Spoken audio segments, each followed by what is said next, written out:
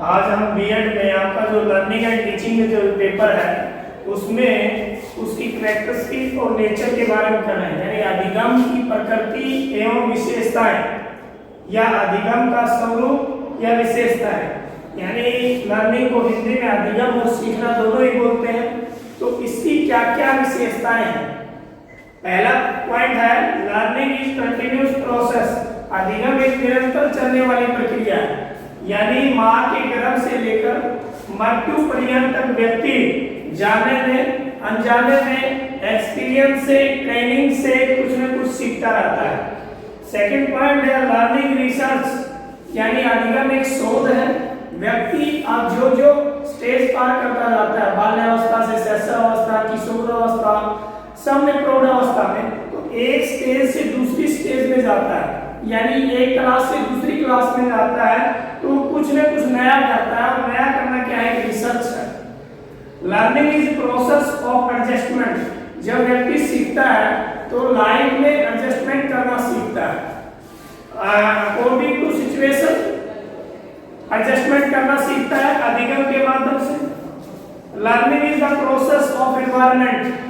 जब व्यक्ति कुछ चीजें सीखता है तो अधिगम के माध्यम से, अधिगम एक ऐसा प्रोसेस है, उसको जैसा भी एनवायरनमेंट है, जैसी परिस्थितियां हैं, जिस प्रकार का वातावरण है, उसमें डालने का प्रयत्न करता है। अगला पॉइंट है लर्निंग इज ट्रांसफरेबल। अधिगम का स्थानांतरण होता है, यानी एक जगह का सीखा हुआ चीज दूसरी जगह काम आता है।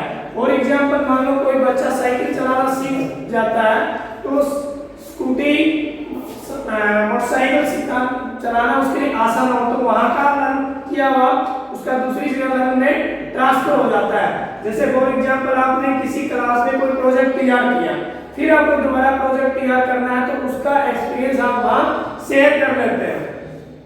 Learning is universal process. अधिगम एक सार्वभौमिक प्रक्रिया है।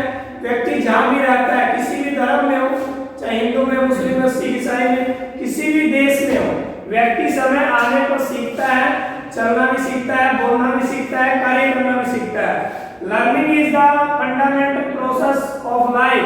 अधिगम सीखना एक मूलभूत प्रक्रिया है, बेसिक नीड है। व्यक्ति की जो आवश्यकताएं बढ़ती जाती है, उसके अनुसार व्यक्ति सीखता है। Learning helps all round development. अधिगम में व्यक्ति का सर्वांगीण विकास होता है, चाहे वो नैतिक विकास हो, चाहे आध्यात्मिक विकास हो, चाहे आंतरिक विकास हो, यानी सारे राउंड का विकास होता है, उसको बोलते हैं सर्वांगीण विकास, ऑल राउंड डेवलपमेंट। लर्निंग हमें करना सिखाता है। Learning is individual and social.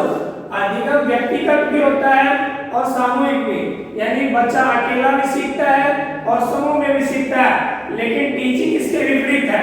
Teaching social में होता है, नहीं इंडिविजुअल में होता है, क्योंकि उसके लिए एक सीखने वाला, एक सिखाने वाला चाहिए। Learning is change in the behaviour. सीखने के बाद व्यक्ति के व्यवहार में बहुत सारा परिवर्तन आता होगा।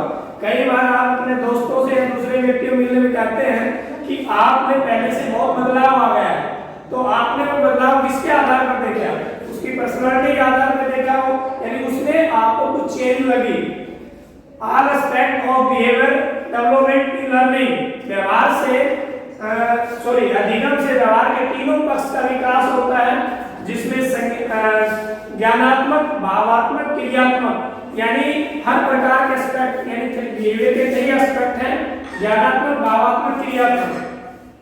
Helpful in learning goals and objective, यानी अधिगम हमारे जो सीखने के जो उद्देश्य है और लक्ष्य है, उन दोनों में सहायता करता है।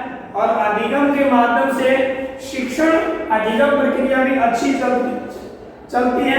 यानी इस प्रकार ये अधिगम की नेचर एंड कैरेक्टरिस्टिक थी। Okay, thanks.